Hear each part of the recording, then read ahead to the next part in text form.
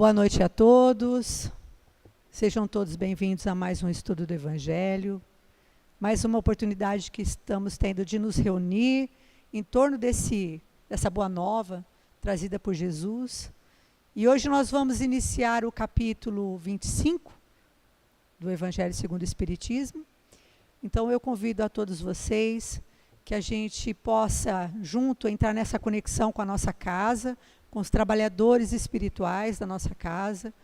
Vamos desligar os nossos aparelhos celulares, vamos esquecer um pouco as nossas preocupações do dia a dia e vamos nos concentrar nesse momento que sempre traz muito refrigério e muita paz para o nosso coração.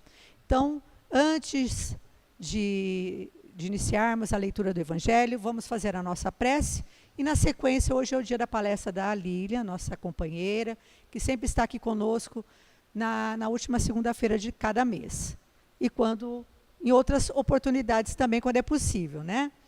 Então vamos, nesse momento, fechar os nossos olhos, levar os nossos pensamentos ao alto, pedindo o amparo e a proteção dos amigos espirituais que nos acompanham, e a todas as equipes médicas, equipes socorristas, as equipes regeneradoras e as equipes afins a esse nosso estudo do Evangelho. Peçamos permissão ao patrono da nossa casa, Eurípides Barçanufo, e também a equipe do Dr. Bezerra de Menezes, que sua falange de paz, de amor e cura, sempre traz o equilíbrio dos nossos campos físico, mental, emocional e espiritual. Vamos agradecer a Deus essa oportunidade, agradecendo também a oportunidade dessa existência, que tem sido palco de nosso aperfeiçoamento, de nossas corrigendas, onde estamos podendo nos burilar e nos aperfeiçoar constantemente. E a Jesus, nosso irmão maior, nosso caminho, verdade e vida, que sempre guie nossos passos e nos estabeleça sempre a bússola das nossas ações, para que possamos sempre estarmos no caminho correto, na ação correta, pensando sempre na caridade, em nossos irmãos, em todos aqueles que necessitam de amparo e proteção. Façamos nesse momento a prece que Ele mesmo nos ensinou. Pai nosso que estais nos céus, santificado seja o vosso nome. Venha a nós o vosso reino e seja feita a vossa vontade, assim na terra como no céu. O pão nosso de cada dia dai-nos hoje, Senhor. Perdoa, Pai, as nossas dívidas, assim como nós perdoamos a quem nos tem ofendido, e não nos deixeis cair em tentação, mas livra-nos de todo mal, porque teus são o reino, o poder e a glória para sempre. Então, em nome de Deus, em nome de Jesus e dos nossos mentores pessoais, damos por iniciado mais um estudo, que assim seja. E eu cumprimento também, que eu havia me esquecido, a todos aqueles que nos acompanham de casa, pelas redes sociais, e vocês que estão aqui conosco. Uma boa noite. Uma boa noite a todos. Hoje a gente vai começar a leitura do capítulo 25. A gente vai ler os itens de 1 até 4. Buscai e achareis. Ajuda-te e o céu te ajudará. Pedi e dar-se-vos-á. Buscai e achareis. Batei e abrir-se-vos-á, porque todo o que pede, recebe, e o que busca, acha, e a quem bate, abrir-se-á. Ou qual de vós, porventura, é o homem que, se seu filho lhe pedir pão, lhe dará uma pedra? Ou, porventura, se lhe pedir um peixe, lhe dará uma serpente? Pois se vós outros, sendo maus, sabeis dar boas dádivas aos vossos filhos, quanto mais vosso Pai, que está nos céus, dará boas dádivas aos que lhes pedirem. Mateus capítulo 7, versículos 7 a 11. Segundo o modo de ver terreno, a máxima buscai e achareis é semelhante a esta outra: ajuda-te e o céu te ajudará. É o princípio da lei do trabalho e, por conseguinte, da lei do progresso, porque o homem é produto do trabalho, desde que é este que põe em ação as forças da inteligência. Na infância da humanidade, o homem só aplica a sua inteligência na procura de alimentos, dos meios de se preservar das intempéries e de se defender dos inimigos. Mas Deus lhe deu, a mais do que o animal, O desejo constante de melhorar, ou seja, essa aspiração do melhor que o impele à pesquisa dos meios de melhorar a sua situação, levando-o às descobertas, às invenções, ao aperfeiçoamento da ciência, pois é a ciência que lhe proporciona o que lhe falta. Graças às suas pesquisas, sua inteligência se desenvolve, sua moral se depura. As necessidades do corpo sucedem às necessidades do espírito. Após o alimento material, ele necessita do alimento espiritual. É assim que o homem passa da selvageria à civilização. Mas o progresso que cada homem realiza individualmente, durante a vida terrena, é coisa insignificante, e num grande número deles, até mesmo imperceptível. Como, então, a humanidade poderia progredir sem a preexistência e a resistência da alma? Se as almas deixassem a terra todos os dias, para não mais voltar, a humanidade se renovaria sem cessar com as entidades primitivas, que teriam tudo a fazer e tudo a aprender. Não haveria razão, portanto, para que o homem de hoje fosse mais adiantado que o dos primeiros tempos do mundo, pois que para cada nascimento o trabalho intelectual teria de recomeçar. A alma voltando, ao contrário, com o seu progresso já realizado e adquirindo de cada vez alguma experiência a mais, vai assim passando gradualmente da barbárie à civilização material e desta à civilização moral. Se Deus tivesse liberado o homem do trabalho físico, seus membros seriam atrofiados. Se o livrasse do trabalho intelectual, seu espírito permaneceria na infância, nas condições instintivas do animal.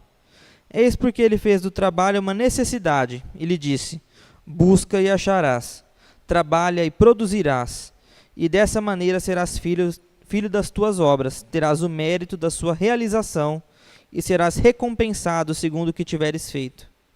É em virtude da aplicação desse princípio que os espíritos não veem poupar ao homem o seu trabalho de pesquisar, trazendo-lhe descobertas e invenções já feitas e prontas para a utilização, de maneira a só ter que tomá-las nas mãos, sem sequer o incômodo de um pequeno esforço, nem mesmo de pensar. Se assim fosse, o mais preguiçoso poderia enriquecer-se e o mais ignorante tornar-se sábio, ambos sem nenhum esforço, e atribuindo-se o mérito do que não haviam feito.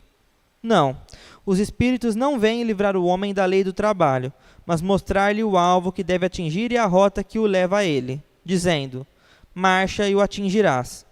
Encontrarás pedras nos teus passos, mantém-te vigilante, e afasta-as por ti mesmo. Nós te daremos a força necessária, se quiseres empregá-la. Que assim seja. Passo a palavra para Lília.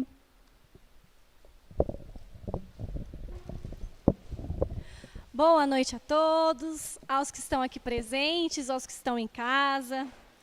Essa mensagem ela é bem interessante, né? Principalmente porque a maioria de nós geralmente para naquela primeira oração, né? Pedi se vos dará. Pronto, acabou, acabou, acabou, né? A gente não quer saber do resto. Até porque é muito mais fácil, né? A gente delegar para Deus tudo aquilo que a gente quer e se a gente não tiver, a culpa é dele, né? Geralmente é assim que as pessoas procedem. E é muito interessante essa percepção de Kardec, porque quando eu vi, né, essa explicação, ele falando que não é nesse sentido, né, ele tem uma outra visão do que seria, né, essa frase de Jesus, mas nos dias atuais ela é bem categórica. Então tem gente que deixou de acreditar em Deus porque pediu para Deus uma coisa e deixou de ser atendido naquele seu capricho, acreditando que, mas está escrito ali no Evangelho, né, pedi se vos dará, mas não é isso que está dizendo aqui. Parece, mas não é. A nossa interpretação de hoje não é o que Jesus quis dizer com essa frase. Então, não é que Deus vai atender todos os nossos caprichos. Isso não vai acontecer, nem hoje, nem amanhã, nem em nenhum momento. Em nenhum momento da nossa evolução isso acontece. Então, assim, nós vamos pensar assim, de acordo com a lição de hoje. Neste momento, nós somos todos turistas. Pensem vocês aqui, a gente está no começo de uma trilha. De início, a gente olha assim, né? Ah, trilha bacana, né? Parece fácil. Ah, vamos encarar, né? Vamos lá, vamos lá. Né? Até porque, como espíritos, a gente foi criado ali simples e ignorante, como a própria lição coloca, a gente tem aquela ânsia de aprendizado, né? Aquela ânsia de crescer. Então, nós somos turistas num lugar desconhecido e a gente quer conhecer, a gente quer saber como é que é. Então, se imaginem vocês no início dessa trilha, vendo essa trilha percorrendo lá longe, assim, uma floresta. E vamos todos por essa trilha, caminhando, alegres, felizes. Primeira pergunta, literal. Quem aqui já fez uma trilha? Quem aqui já fez uma trilha no meio de uma floresta? Quem aqui fez uma trilha no meio de uma floresta que estava chovendo? Ou que tinha um rio que você tinha que atravessar? Ou que tinha animais selvagens que você tinha que enfrentar, ou que de repente a trilha era muito longa e você tinha que dormir na trilha para poder chegar até o final dessa floresta. Aí começa a ficar difícil, né? Porque uma coisa é você caminhar numa trilha que já foi construída, feita, né? Gracinha, bonitinha. Outra coisa é, estou entrando num lugar que eu não conheço, que eu nunca vi e não sei o que tem lá dentro. Uma primeira coisa. Então, quando a gente vai numa trilha pela primeira vez, essa é a sensação. A gente até procura se informar, mas nada mais empolgante do que estar ali enfrentando aquela situação. Mas pode chover, uma árvore pode cair no meio do caminho, e aí você tem que contornar aquela árvore. De repente, você encontra uma cobra no meio do caminho, você não sabe o que fazer, se você corre, se você volta, se você grita. Pode aparecer, quantas vezes a gente já viu vídeos, aparecer um outro animal selvagem, né? E ali você faz o que com aquilo, né? Muita gente se perde também na trilha. Acha que o caminho é ali, quando era para lá, ou era para lá, e a pessoa, puf, vai para outros caminhos, se perde, tem que chamar o socorro. Senão não sai de lá mais. Então, gente, nós como turistas, de início, vamos ter muitas dificuldades. Primeiro, a falta de condicionamento físico, né? Se a gente fosse pensar numa trilha literal. Porque para enfrentar uma trilha dessas, você tem que ter equipamento, e saber que equipamento levar, a roupa adequada, que roupa usar, que calçado usar, ter mapa, não ter mapa, ter qualquer outra forma de comunicação, você tem que ter um kit de primeiros socorros, enfim, tem que ter um monte de coisa que às vezes você não pensa. Você vai de turista, você vai alegre, né? Vamos lá, de boa. E assim é nas nossas primeiras jornadas pela Terra, nas nossas primeiras encarnações. A gente vem aqui desbravar um mundo que a gente não conhece. E cada floresta que a gente vai enfrentando, cada trilha que a gente vai vivendo aqui, é uma existência nossa. Então, é óbvio que não dá para a gente pensar em nós, como espíritos, vivendo apenas uma vida.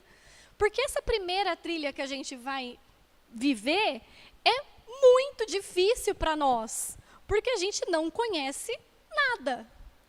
Então, para a gente, é um desafio enorme. A chance da gente não conseguir ou da gente chegar tudo estrupiado no final da trilha é muito mais alta do que a gente chegar que nem um atleta, uma pessoa que já está acostumada, né? E olha, eu falo isso por experiência. Eu já fiz uma trilha na minha vida uma vez. Ai, nossa, foi uma aventura assim inesquecível, assim, né? A maravilha. E foi em 2018. E eu fui para um outro país fazer uma trilha.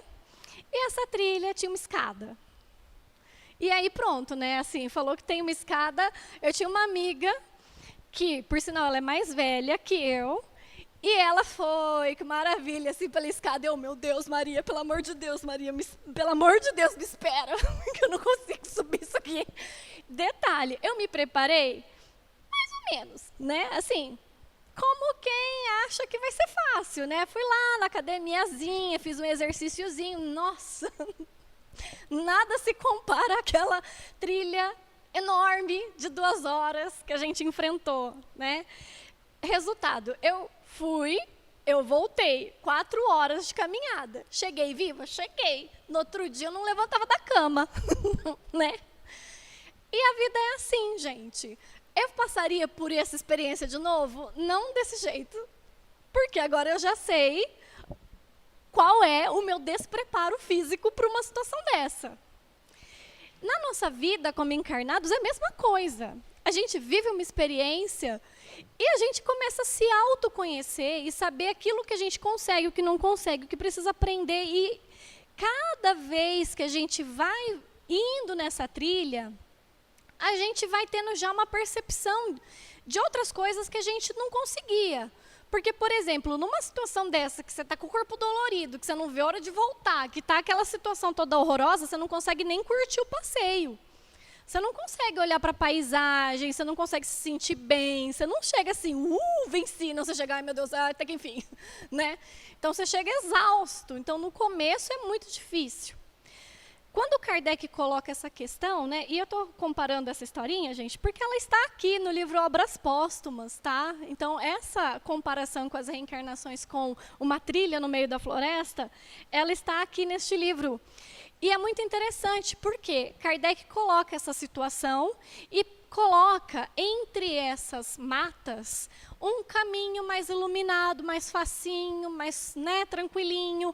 E o que seria esse caminho de recuperação? A nossa vida na espiritualidade, quando a gente retorna para o plano espiritual. E é aquele momento que a gente refaz as nossas energias, que a gente pensa como que foi aquela trilha, o que a gente errou, o que faltou. Então, é como fazer uma viagem. Hoje, eu sei o quanto que eu errei na escolha das roupas quando eu levei para essa viagem. O calçado eu acertei, mas as roupas todas eu errei, sabe assim? Então, assim, o despreparo físico então, foi enorme. Né? Então, a gente começa a pensar em coisas diferentes, que quem nunca passou por essa experiência não vai ter esse conhecimento. Então, como é que a gente evolui se não adquire o conhecimento? Não evolui, não tem jeito. Não tem como, mesmo que quem já frequentou trilhas chegasse aqui e falasse, ó, a trilha é assim, assim, assado. Não adianta, porque a sua experiência física daquele lugar, a sua percepção, a percepção do seu corpo, como ele vai reagir àquele momento, é completamente diferente das outras pessoas. Mesmo que tenha um guia, vai ser diferente, porque o guia deve fazer isso 300 vezes, e a gente é a primeira. Então, para ele é fácil, para nós não é. O mais engraçado é que nessa trilha da montanha tinha uma turma de estudante desse tamanho. Os estudantes foram e voltaram e eu ainda estava indo. Então, é bem nítido assim, né? Quando a pessoa tem um preparo e quando a pessoa não tem. E o mais interessante é que, conforme a gente vai evoluindo, ele coloca aqui, Kardec, nesse exemplo, que a trilha termina no cume de uma montanha. Olha que coincidência, minha trilha também terminava no cume de uma montanha. E é muito legal que a gente olha para baixo e vê, nossa, eu saí dali. Né? Então, é uma situação que você fala, meu Deus, primeiro é aquela sensação, olha o tanto que eu andei. É a primeira coisa. E segundo, tudo parece pequeno quando você olha de cima. E de fato parece, é tudo pequenininho, tudo minúsculo, as casinhas, tudo é pequeno. E aí você pensa, puxa, né, mas ali de perto parecia tão grande, né, as coisas, tão enormes, e ali de cima, minúsculo. Quem chega, espiritualmente falando, no cume da montanha, além de ter, obviamente, essa sensação, já está num ponto em que não sente esse cansaço e a frustração de ter ficado morto no final da trilha, né? De ter chegado todo acabado, porque essa pessoa já viveu vários momentos assim, então ela vai só se aperfeiçoando. Então, quando ela chega no final, ela já está experiente, ela já não está mais com essa sensação de morte súbita, né, numa trilha dessas. A pessoa já está com uma sensação de atleta, de vitoriosa, né, de ó, cruzei a linha de chegada, que maravilha, né? Então, é uma pessoa que já tem essa experiência, adquiriu esse conhecimento, e ela consegue olhar para trás e ver essas encarnações, né, como pontinhos ali de experiência, pequenos. O que para nós parece uma trilha mega difícil, intransponível, que você olha e fala, meu Deus, eu vou subir isso aqui tudo. É difícil, mas para quem está lá, já não vê dessa forma, porque já passou, já viveu. Ela, né, inclusive, Kardec coloca aqui que nesse exemplo, né, essa pessoa que estava aqui nessa trilha, quando chegou no cume, ele falou, olha que interessante, agora até consigo enxergar onde eu errei, onde eu desviei do caminho que era o correto, onde eu tropecei e caí, né? Como que foi essa jornada. E ele ainda pergunta, né? Porque está ele lá e um mentor. E aí ele pergunta, nossa, mas não era mais fácil, ao invés de fazer essa trilha toda pelo meio da floresta, já fazer uma coisa reta só, e era muito mais fácil, né? Já constrói logo uma estrada asfaltada, dá um carro para todo mundo chega? Não, né, gente? Por quê? Que conhecimento que você vai ter? Não vai ter conhecimento nenhum. A gente vai ser fraco de experiência, fraco de conhecimento, fraco de autoconhecimento. Que mérito a gente teria de chegar lá no cume de uma montanha se a gente não se esforçar? Não é isso que um atleta busca. Um atleta, ele busca se superar, superar seus limites, ampliar seu conhecimento, ter uma outra visão de mundo, para a hora que ele chegar lá, ele poder curtir aquele momento, porque aquilo é mérito dele, ele conquistou com o esforço pessoal dele. E assim é para a gente. Assim é a mesma situação para os espíritos, para nós, espíritos imortais.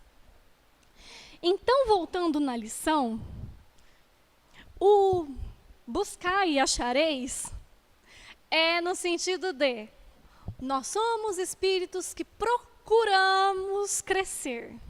Nós buscamos crescer. Bom, todo aquele que busca crescer vai encontrar uma floresta no meio do caminho para poder conseguir isso aí. Né? Então, a gente vai passar por experiências para conseguir crescer e evoluir. É este o sentido dessas palavras de Jesus. Não é que Deus vai, oh, meu filho, né? Não sei se vocês já assistiram, é um filme muito antigo, já, com Jim Carrey, chamado Todo-Poderoso. Se eu não me engano, é o primeiro deles, que ele vira Deus, né? E aí, primeiro ele transforma os pedidos em post-its, depois em e-mail, aí ele enche o saco de tudo aquilo e fala assim, vou realizar o desejo de todo mundo.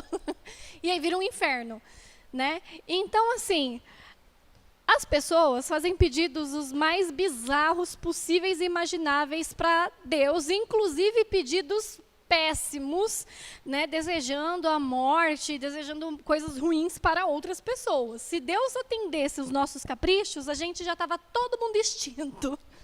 Porque tenha certeza que alguém em algum momento também desejou a sua morte.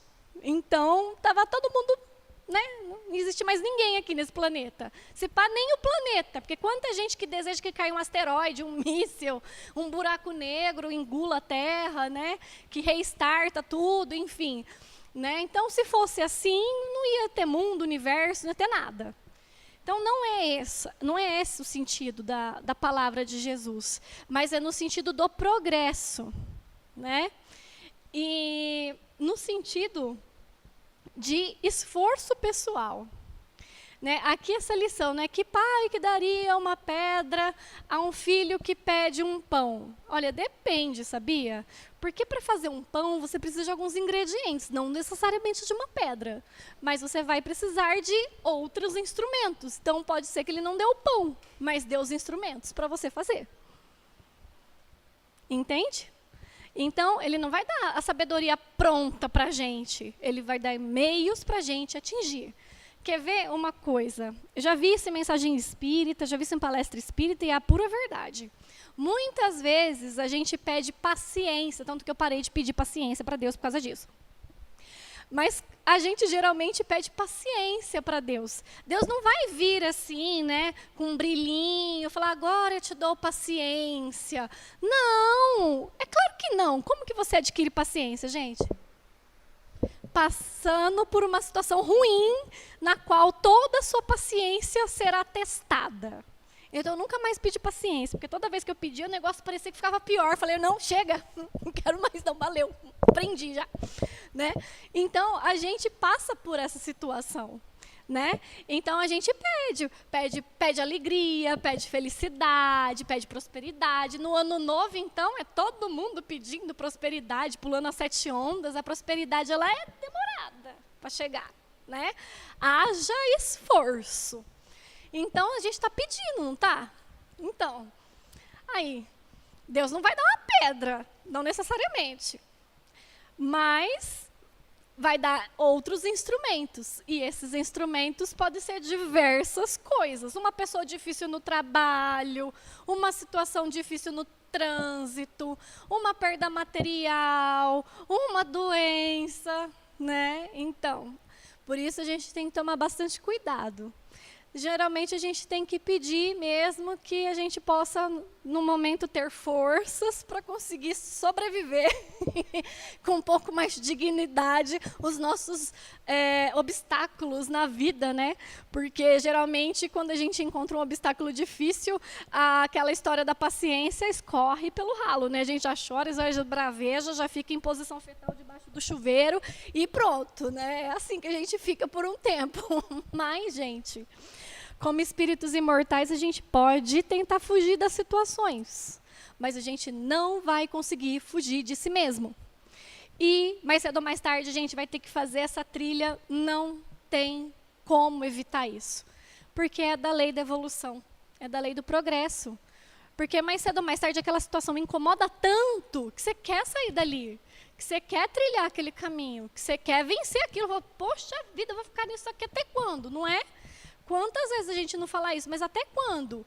Só que esse até quando depende da gente. E muitas vezes de muita paciência até a gente chegar até o final da trilha. Então, essa lição tem que ficar marcada em nós como essa busca pela nossa própria perfeição, pelo nosso próprio progresso, pelo nosso próprio crescimento, né? E, obviamente, nunca vai faltar para a gente instrumentos de crescimento, de evolução e de progresso. E aqueles espíritos que já chegaram no cume da montanha, eles vêm como esses guias turísticos, né? Ensinar para a gente o caminho, para falar, dar umas dicas, né? É que às vezes a gente é teimoso, não ouve, né? Se alguém tivesse falado para mim, ó, essa trilha aqui, são 2 horas de escada, viu? Mas, né? Eu vou, quero ir, gostoso, né? E assim, às vezes a gente teima e vai, né? Vai, às vezes, mesmo não tendo consciência total das nossas limitações. E é nessas horas que a gente aprende, com os erros também. Mas essas pessoas vêm, nos ajudam, tentam nos instruir, mas o caminho é nosso. Ninguém vai perseguir, né, vai trilhar essa trilha por nós. Eles já fizeram isso. Eles só vêm mesmo nos ajudar, nos orientar, e aí cabe a nós adquirir esse conhecimento agora. Então, meus caros turistas, bem-vindos à Terra, que é um campo muito vasto, com vários tipos de floresta para vocês fazerem suas trilhas. Cada um vai tomar o seu caminho, mas saibam vocês que, olha, isso é difícil. Mas se a gente persistir com muita paciência, a gente chega ao final, assim, um pouquinho mais feliz e menos acabado. Mas a gente chega, né? Então, fica aí o exemplo daqueles que já fazem trilha, né, que nos ensinam. E, para nós, iniciantes, já fica aí o aviso da grande necessidade de preparo, né, como ele fala aqui, de estudo, de empenho, né, para a gente poder sofrer um pouquinho menos, durante essa caminhada, essa trilha. E não adianta correr não, viu, gente? Ó, se vê uma onça no meio do caminho, se correr, vira comida. Então, não dá. A gente tem que enfrentar, tá bom? É isso, agradeço a presença de vocês. Devagar a gente chega, mas chega. Então é isso, pessoal. Um grande abraço para todos vocês, quem está aqui, quem está em casa. E eu chamo os médiuns passistas para o passe. Obrigada.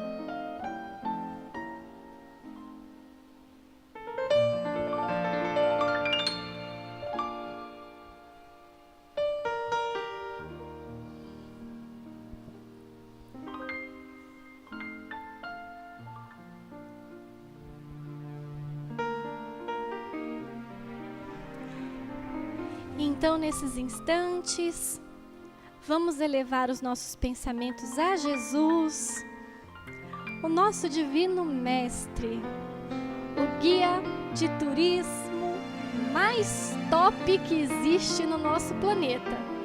Senhor, muito obrigada por todos os seus ensinamentos.